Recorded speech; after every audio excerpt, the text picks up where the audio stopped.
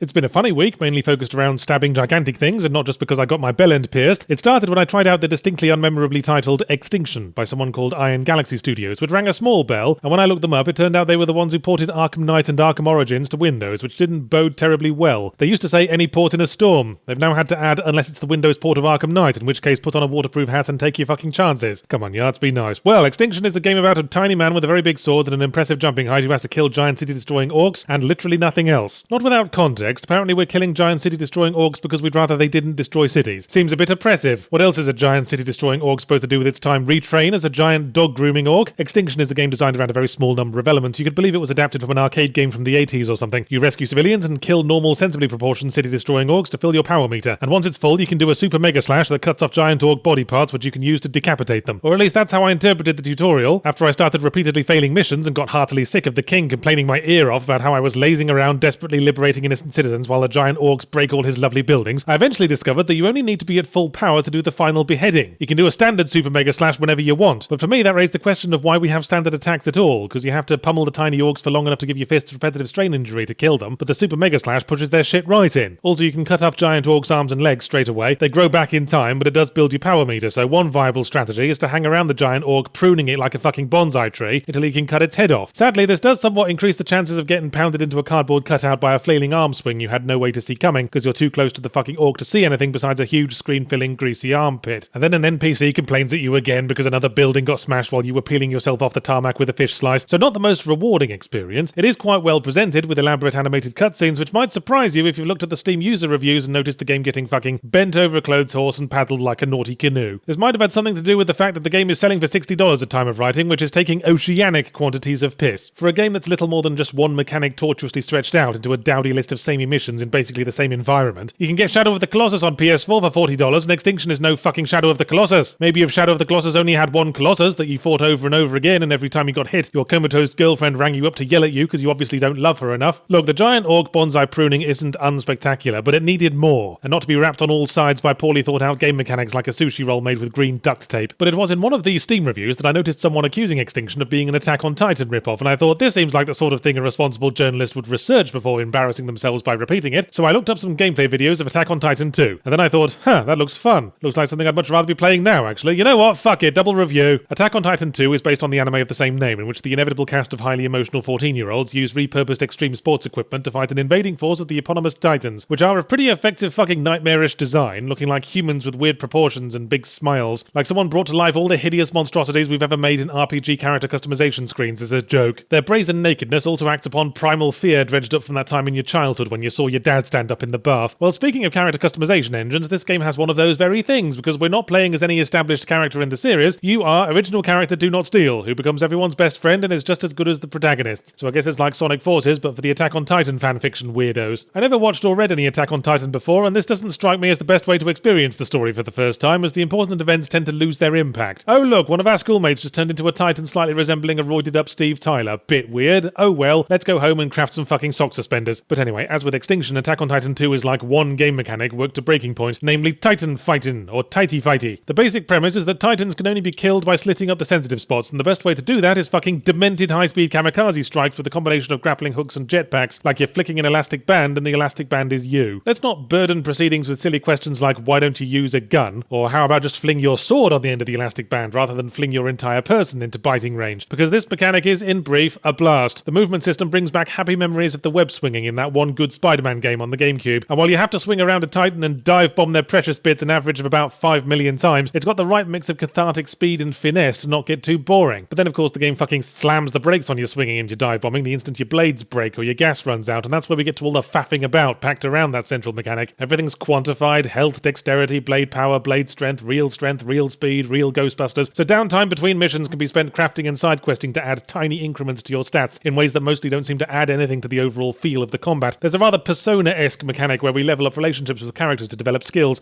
a bone thrown out for the fanboys, I assume. There are way too many characters and pretty much all the relationships go as follows. I want to do my best. I also want to do my best. Let's both do our best. Whoops, I only did 9/10 of my best. Burn the heretic! But when I said Extinction needed more than just its core mechanic, I guess this is sort of what I meant. Downtime is essential. Extinction's flat to-do list of giant monsters to kill made it harder and harder to summon enthusiasm for the next one. But in Titan, after I was deposited back at base after missions, I'd get drawn into some conversations, light filing of crafting items and general cool down till I'm thinking, oh, go on then, I can fit one more completely non-Freudian tighty-fighty in before Dad stands up in the bath. I mean bed.